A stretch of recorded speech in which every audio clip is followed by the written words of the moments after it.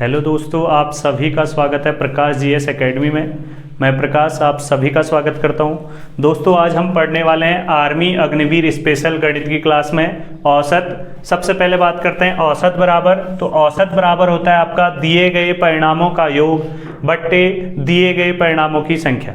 ठीक है, तो औसत बराबर होता है दिए गए परिणामों का योग बट्टे दिए गए परिणामों की संख्या।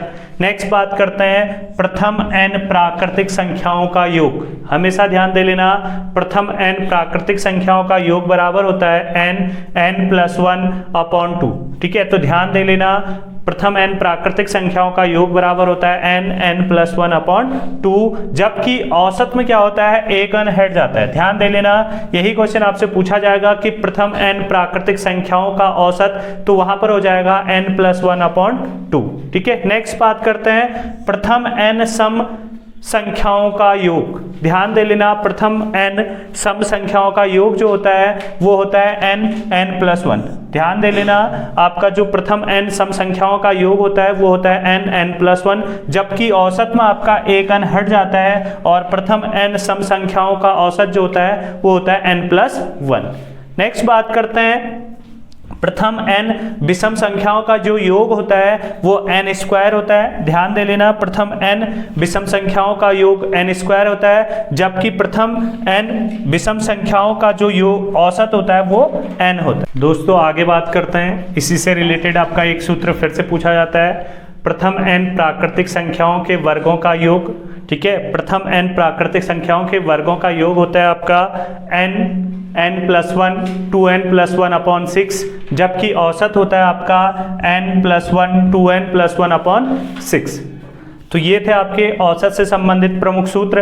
अब जो हम पढ़ेंगे वो औसत से संबंधित प्रमुख क्वेश्चनों को देखेंगे। दोस्तों, आगे बात करते हैं औसत से संबंधित पहले क्वेश्चन की। क्वेश्चन है 60 50 80 30 90 का औसत क्या होगा। मैं आपको बता चुका हूँ, औसत बराबर होता है आपका दिए गए परिणामों का योग बट्टे दिए गए परिणामों की संख्या। तो इन सबको हम जोड़ लेंगे, 60 + 50 + 80 + 30 + 90 बट्टे जो हमारे पास कुल संख्याएं 1 2 3 4 5 संख्याएं, तो बट्टे 5 हो जाएगा। तो औसत बराबर हो जाएगा हमारे पास, ठीक है, 0। ठीक है, 9 3 12 12 8 20 20 5 25 25 और 6 31 310/5। तो अब कट जाएगा 5 से ये, तो औसत बराबर हो जाएगा आपका 5 6 30। ठीक है, 5 दूनी 10, तो औसत बराबर हो जाएगा आपका 62। दोस्तों, आगे बात करते हैं दूसरे क्वेश्चन की। दूसरा क्वेश्चन दिया है कि 15 छात्रों की औसत आयु 20 वर्ष है। एक अध्यापक के आ जाने से औसत आयु में 1.5 वर्ष की वृद्धि हो जाती है, तो अध्यापक की आयु ज्ञात करो। सबसे पहले आपको दिया है कि 15 छात्रों की जो औसत आयु है वो 20 वर्ष है, तो हम मान लेंगे कि 15 छात्रों की, ठीक है, ध्यान दे लेना, 15 छात्रों की कुल आयु जो हो जाएगी आपकी वो हो जाएगी 15 × 20, तो आपका 300 वर्ष। ठीक है, ध्यान दे लेना, ये 300 वर्ष जो हो जाएगी आपकी वो छात्रों की कुल आयु हो जाएगी। अब ध्यान दे लेना, अध्यापक के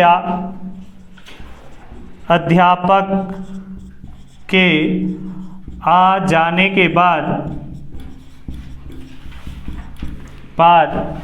कुल आयु ध्यान दे लो, अभी जो आपके छात्र थे वो 15 थे, अब आपके एक अध्यापक आ गया, 16 जने हो गए हैं, और औसत आयु में कह रहा है अभी तक जो औसत आयु थी वो 20 थी, 1.5 तो 21.5। ठीक है, तो कितनी हो जा रही है, 21.5 हो जा रही है, तो 21.5 से गुणा कर देंगे, तो आपका 16 पंचे 80 0। ठीक है, 16 एकम 16 16 पंचे 80 16 एकम 16 16 और आपका 8 जो होता है वो 24 हो जाता है, 24 की 4 हासिल 2। ठीक है, 16 दूनी 32 32 और 2 34।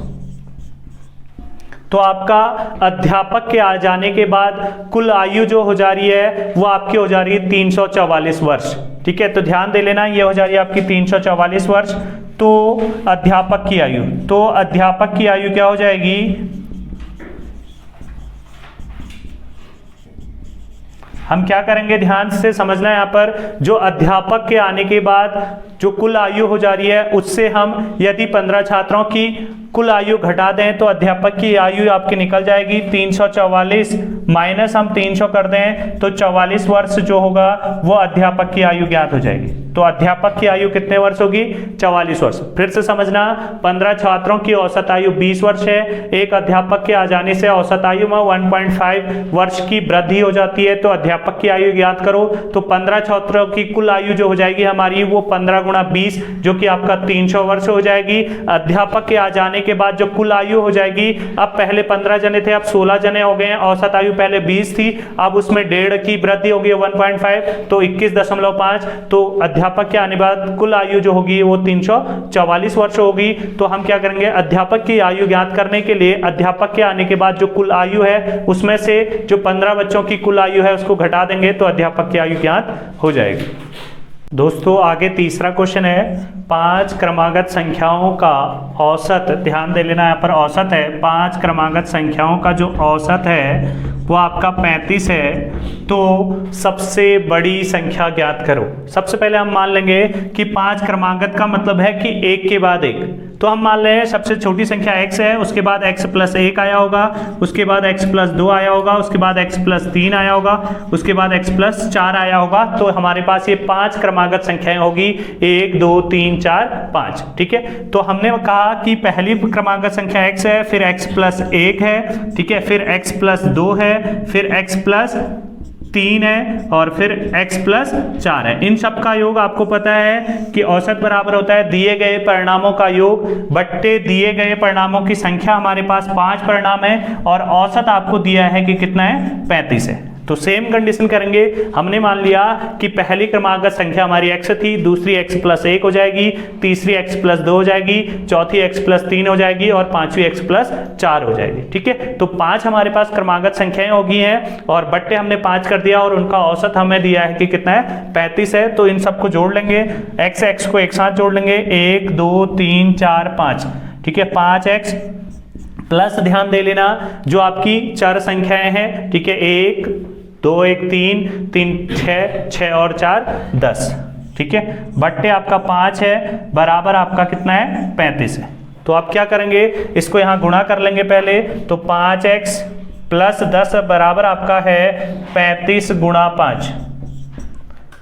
तो ध्यान दे लेना, अब यहां पर क्या ध्यान दे लेना, 5x प्लस 10 बराबर आपका हो जाएगा 5 25 की 5 हासिल 2 5 3 15 और 2 17 175। तो 5x बराबर हमारा हो जाएगा 175, ये वहां जाके माइनस हो जाएगा 10। तो 5x बराबर हमारे पास हो जाएगा 165। तो x बराबर हो जाएगा 165 बट्टे 5। तो 5 से कट जाएगा, 5 3 15। ठीक है, आपका 1 बच गया, फिर 15 हो गया, 5 3 15। तो x बराबर हमारे पास आ गया कि कितना है, 33 है। सबसे छोटी संख्या हमारी क्या है, 33 है। तो सबसे बड़ी संख्या ज्ञात करो कहा है और सबसे बड़ी संख्या हमें पता है कि x प्लस 4 है। तो हम कर देंगे x प्लस 4। तो यहाँ पर x का मान 33 आया है, प्लस 4 कर देंगे तो आपका क्या हो जाएगा, 37 हो जाएगा। ठीक है, तो सबसे बड़ी संख्या आपकी क्या है, 37 है। दोस्तों आगे बात करते हैं चौथे क्वेश्चन की। चौथा क्वेश्चन है, एक क्रिकेट खिलाड़ी के 5 पारियों का औसत रन 60 है, छठी पारी में उसने 160 रन बनाए, तो अब उसकी सभी पारियों का औसत रन कितना होगा। सबसे पहले हम बात करते हैं कि 5 पारियों के कुल रन, क्रिकेट खिलाड़ी के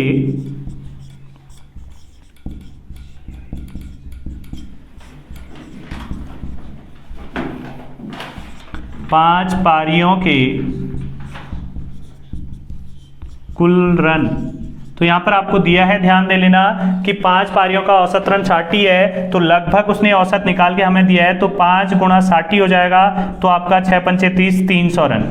तो 5 पारियों के उसके कुल रन जो हैं वो 300 रन है। छठी पारी में उसने, ध्यान दे लेना, 160 रन बने। 300 रन 5 पारियों में बना रखे और छठी पारी में आपका 160 रन बना दिए।